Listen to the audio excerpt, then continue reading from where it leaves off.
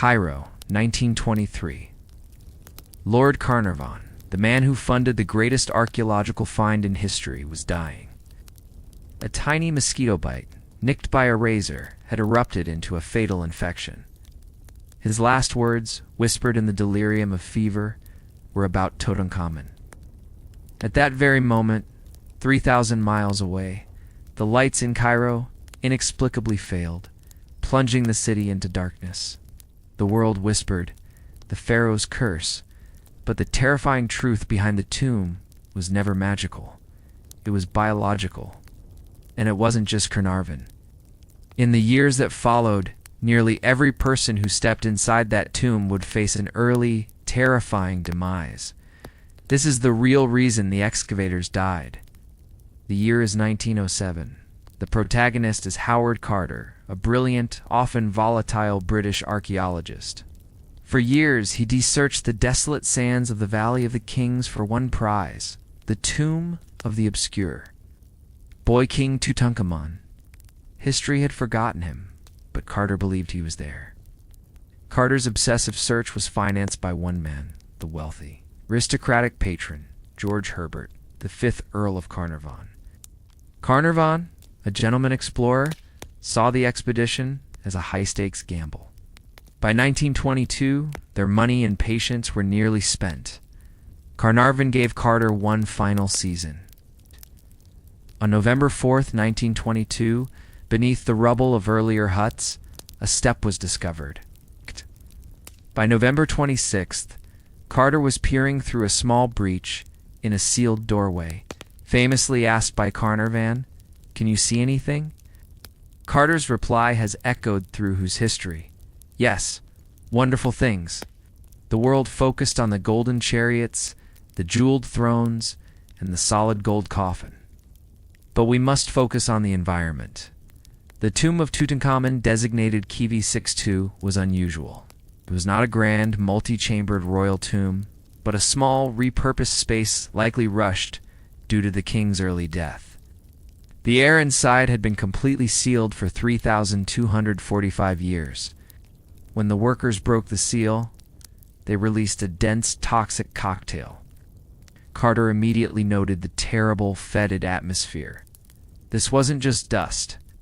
It was a lethal accumulation of biological and chemical decay. Historians and modern toxicologists have identified several verifiable, deadly agents that thrived in that ancient, sealed environment.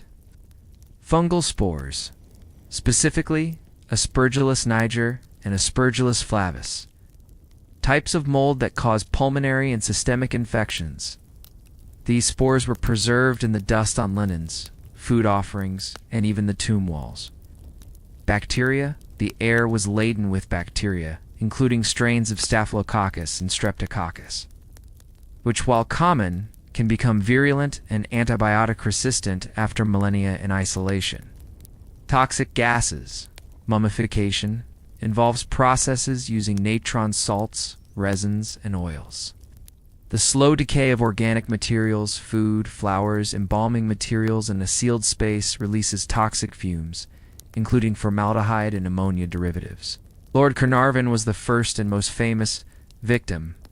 He was 56, already frail from a severe car accident years earlier, which had weakened his immune system and made him susceptible to chest infections.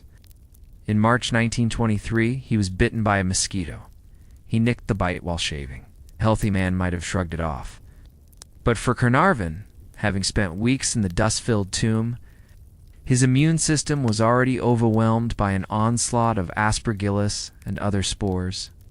The cut became infected, leading to a fatal case of erysipelas, a skin infection, and septicemia, blood poisoning. The public saw a curse. The reality was immunocompromised. Host plus ancient pathogens plus infection equals death. But the deaths continued, fueling the legend. George A. Gould, 40 minutes and 0 seconds, an American financier and friend of Carnarvon who visited the tomb, died a few months later from pneumonia, a classic opportunistic infection in a system compromised by fungal spores. AC Mace, 43200, one of Carter's closest assistants, died suddenly in 1928 from pleurisy, a pulmonary infection directly linked to lung inflammation and environmental exposure. It took decades for historians and scientists to move past the sensationalism. The key evidence lies not in a sudden dramatic death, but in the long, lingering illnesses suffered by the remaining excavators. Howard Carter himself lived until 1939, dying at the age of 64 from Hodgkin's lymphoma cancer, with no clear link to the tomb. This fact alone undermines the simplistic curse narrative. If there was a curse, why did the man who found the tomb live for 16 more years? The final, definitive historical explanation rests on simple statistics and verifiable facts. Selection bias. The press sensationalized every death of any person who had visited the tomb, ignoring the dozens who lived long, healthy lives. Of the 58 people present at the opening, only 8 died within the next decade. Environmental toxins. The Ministry of Antiquities in Egypt eventually ordered testing. They found high levels of certain gases and fungal pathogens, validating the biological risk. Modern archaeologists now wear full protective gear respirators, gloves, and specialized suits when entering sealed ancient spaces. A direct lesson learned from the tragedy of Kivi 62. Modern health? Many of the victims were elderly, smokers, or had pre-existing conditions, just like Carnarvon. Their bodies simply couldn't withstand the biological shock of exposure to 3,000-year-old pathogens. The real curse was not placed by a pharaoh. It was woven by the natural processes of decay, lying dormant in the ancient dust, waiting for a human host. Lord Carnarvon's last words were tragically accurate.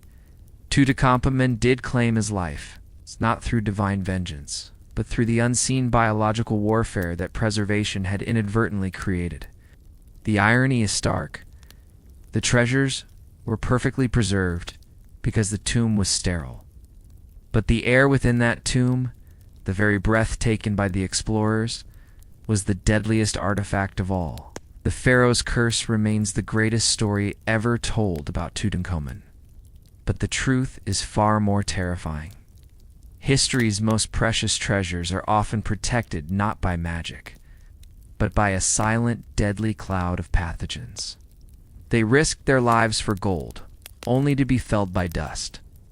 That is the final, chilling lesson of the Boy King's tomb.